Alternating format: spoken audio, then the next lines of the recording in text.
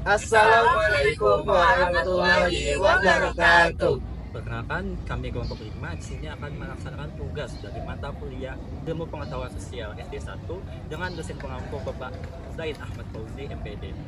Di sini kami akan presentasi dengan judul Hakikat IPS. Sebelum masuk ke presentasi, izinkan kami memperkenalkan diri terlebih dahulu. Baik, perkenalkan nama saya Fatimah Zahra dengan nomor presensi 27. Saya Jamilah dengan nomor presensi 29. Saya Siti Munawwarah dengan nomor presensi 25. Saya Muhammad Maulad Dawilah dengan nomor presensi 18. Saya Emamin dengan nomor presensi 22. Saya Ahmad Saputra dengan nomor presensi 02. Saya Rahmawati dengan nomor presensi 33. Saya Nurhalisah dengan nomor presensi 45. Saya Narpat Masari dengan nomor presensi 58. Saya Dijaula Rahmi dengan nomor presensi 28. Selamat menyaksikan.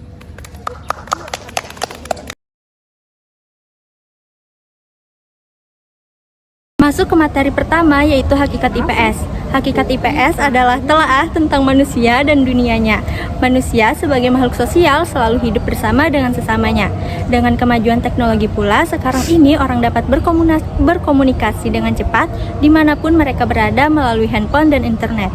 Kemajuan iptek menyebabkan cepatnya komunikasi antara orang yang satu dengan lainnya, antara negara satu dengan negara lainnya. Hakikat ilmu pengetahuan sosial atau social science adalah satu disiplin ilmu yang mempelajari tentang manusia, masyarakat, dan interaksi sosial. Ilmu sosial membantu kita memahami bagaimana orang berinteraksi dengan lingkungan fisik, sosial, dan budayanya. Dengan bantuan ilmu sosial, kita dapat memahami sejarah perkembangan, pola migrasi, perubahan sosial, sistem ekonomi, struktur politik, dan dinamika kelompok sosial.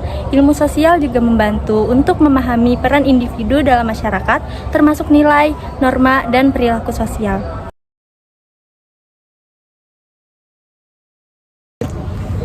Selanjutnya adalah pengertian IPS. IPS adalah ilmu pengetahuan yang mempelajari tentang masyarakat, kebudayaan, dan hubungan sosial.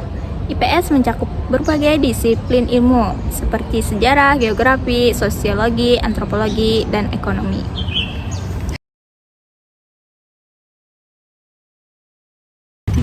Baiklah, jadi di sini saya akan melanjutkan materi yang telah disampaikan oleh teman saya, dan di sini saya akan membahas tentang tujuan dan fungsi IPS.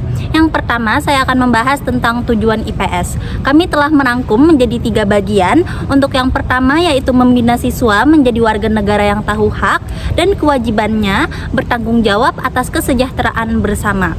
Yang kedua, mempersiapkan siswa dengan pengetahuan, keterampilan, sikap, dan nilai untuk memecahkan masalah, mengambil keputusan, dan berpartisipasi dalam masyarakat. Dan yang ketiga, mengembangkan kemampuan berpikir kritis, kesadaran, dan komitmen terhadap masyarakat. Selanjutnya saya akan menjabarkan tentang fungsi IPS yang juga telah kami rangkum menjadi 3 poin. Poin yang pertama yaitu memberikan informasi tentang kehidupan manusia dan lingkungan. Yang kedua yaitu mengembangkan pengetahuan, nilai sikap, dan keterampilan sosial siswa untuk kehidupan bermasyarakat, berbangsa, dan bernegara. Dan yang terakhir yaitu untuk membekali siswa dengan kemampuan dasar untuk berpikir logis, kritis, dan memecahkan masalah.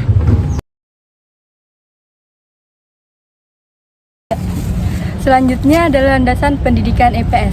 Landasan pendidikan IPS di Indonesia meliputi berbagai landasan. Landasan-landasan tersebut menyebar menjadi kerangka untuk mengembangkan kurikulum, metode pengajaran, dan tujuan pendidikan. Yang pertama adalah landasan filosofis. Landasan filosofis memberikan gagasan pemikiran mendasar untuk menentukan objek kajian dan dimensi pengembangan pendidikan IPS. Yang kedua adalah landasan ideologis. Landasan ideologis menyediakan sistem gagasan mendasar untuk mengaitkan pendidikan IPS sebagai disiplin ilmu. Yang ketiga adalah landasan sosiologis. Landasan sosiologis menyediakan dasar-dasar sosiologis untuk pendidikan IPS. Yang terakhir adalah landasan religius. Landasan religius memberikan nilai-nilai, norma, etika, dan moral yang menjadi jiwa keseluruhan pendidikan IPS.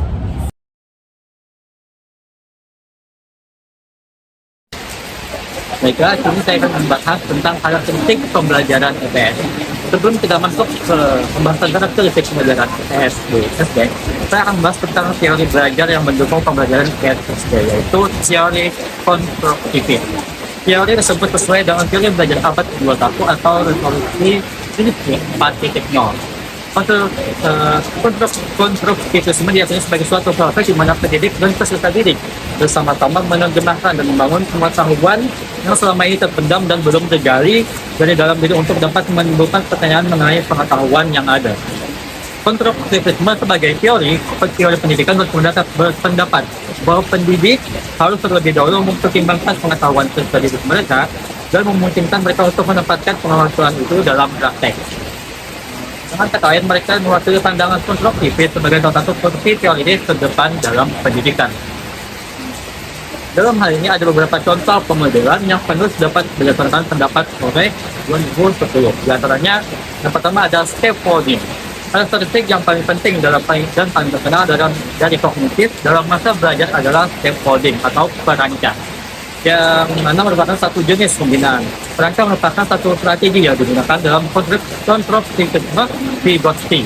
Dalam perancang tersebut dikatakan bahwa semakin banyak pengetahuan lain yang mampu memberikan dukungan kepada seorang peserta didik dalam proses belajarnya, maka peserta didik tersebut telah mempromosikan proses tersebut sebagai suatu konsep untuk mengetahui suatu keterampilan. Ketika peserta didik sudah berhasil menguasai suatu keterampilan, maka dan semakin banyak pengetahuan yang mereka dapatkan secara mandiri, maka mereka akan bertahap dapat menghilangkan dukungan dari orang lain, dalam hal ini adalah pendidik. Nah, sebagaimana dimaksudkan di atas, peserta didik diminta dapat melakukan kegiatan pembelajaran secara mandiri tanpa bantuan orang lain. Yang kedua ada artikulasi dan refleksi. Artikulasi menjelaskan cara mengungkapkan proses berpikir seseorang baik secara tertulis maupun lisan.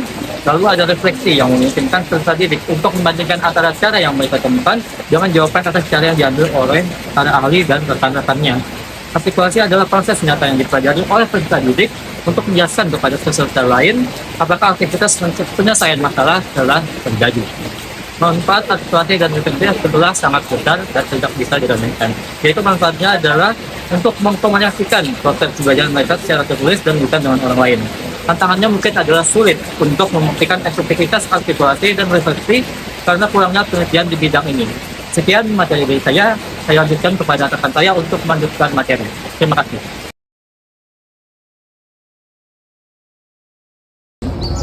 Baik, di sini saya akan menjelaskan mengenai ruang lingkup kajian ilmu pengetahuan sosial, di mana pada dasarnya pembelajaran IPS ini berkaitan dengan kehidupan manusia yang selalu melibatkan segala tingkah laku dan kebutuhannya.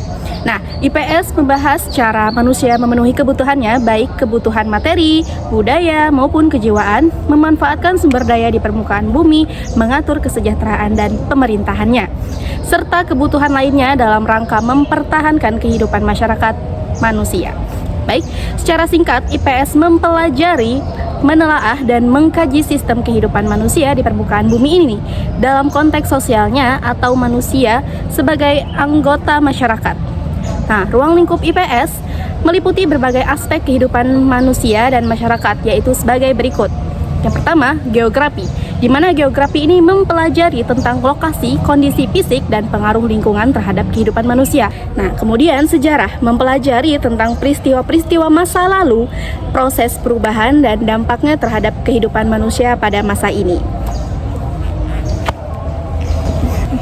Selanjutnya, yaitu sosiologi, mempelajari tentang struktur dan fungsi masyarakat termasuk hubungan antar individu dan kelompok.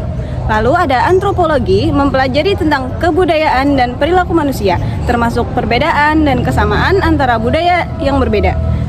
Lalu ada ekonomi, mempelajari tentang produksi, distribusi, dan konsumsi barang dan jasa, serta hubungan antara individu dan masyarakat dengan ekonomi.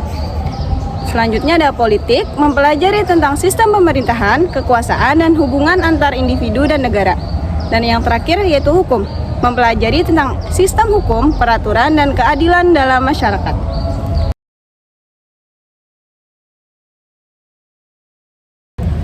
Oke, di sini saya akan menjelaskan prinsip pembelajaran IPS.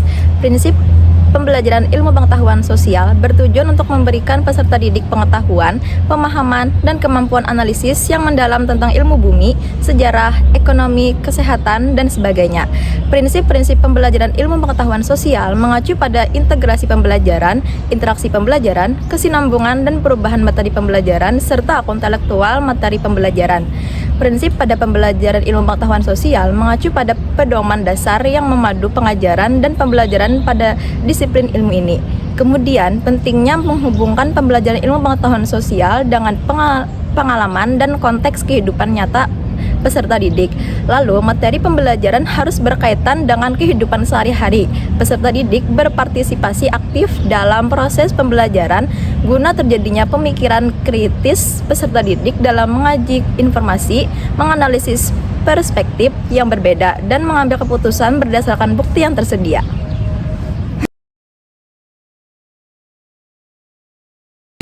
Baik, kita sudah sampai pada pembahasan terakhir, yaitu mengenai integritas fakta, konsep, dan generalisasi pembelajaran EPS. Sebelum ketiga hal tadi tentang integritas fakta, konsep, dan generalisasi, kita harus tahu tujuan pembelajaran EPS. Pembelajaran ilmu pengetahuan sosial dirancang agar siswa dapat mudah untuk memahami konsep budaya, sosial, dan ekonomi dengan pendekatan yang efektif, yaitu dengan menggabungkan aspek fakta, konsep, dan generalisasi.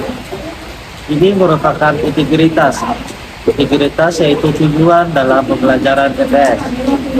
Kita lanjut ke pengertian fakta. Fakta adalah informasi yang nyata dan dapat dibuktikan kebenarannya. Contohnya seperti Indonesia merdeka pada 17 Agustus 1945.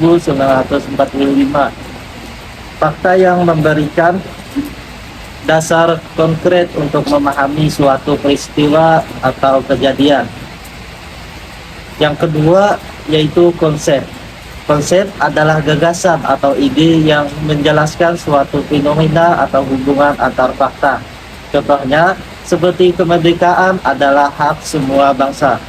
Nah, konsep ini membantu siswa memahami makna di balik fakta-fakta yang dipelajari.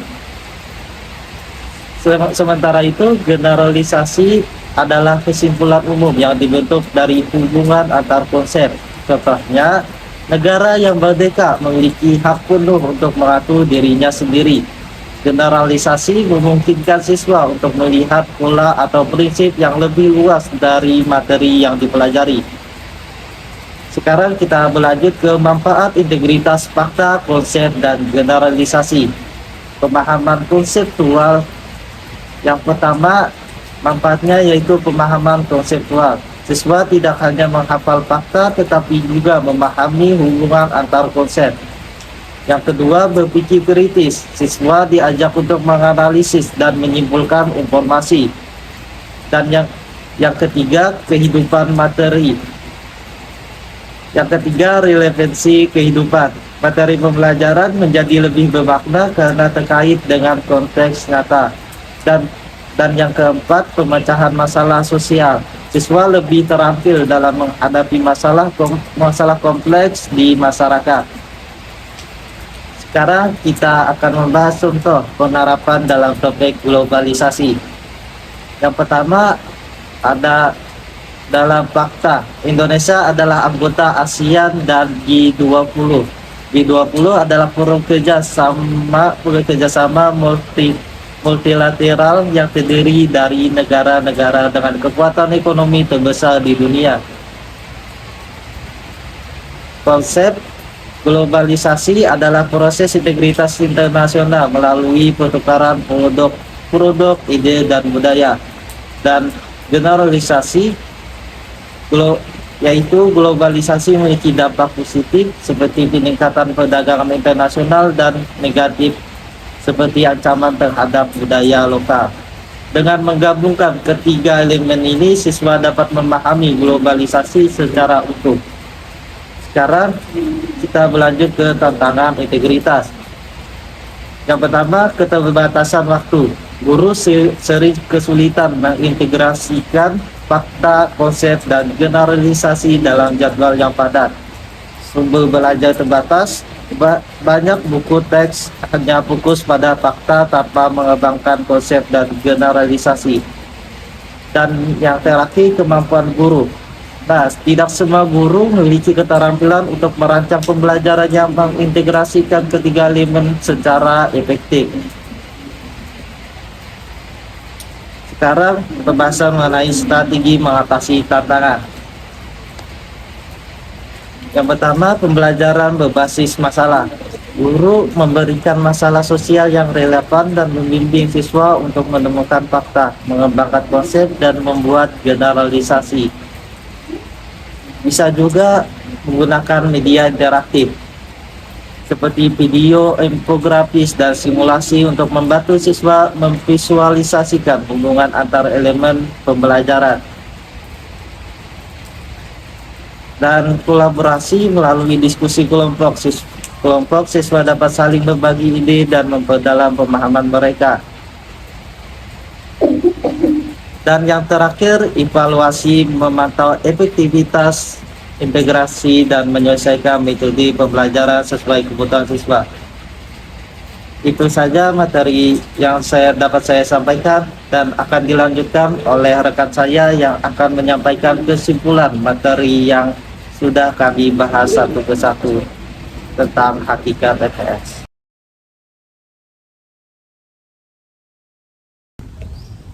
Baik, terakhir saya akan memaparkan kesimpulan dari materi yang kami presentasikan, yaitu pembahasan mengenai IPS telah menggarisbawahi pentingnya mata pelajaran ini dalam membentuk karakter dan kompetensi siswa. IPS tidak hanya sekadar kumpulan fakta dan informasi, tetapi juga wahana untuk mengembangkan kemampuan berpikir kritis, memecahkan suatu masalah, dan mengambil keputusan yang rasional. Oleh karena itu, pengembangan pembelajaran IPS yang rasional, relevan, dan bermakna harus terus dilakukan untuk memenuhi tuntutan zaman dan kebutuhan bangsa.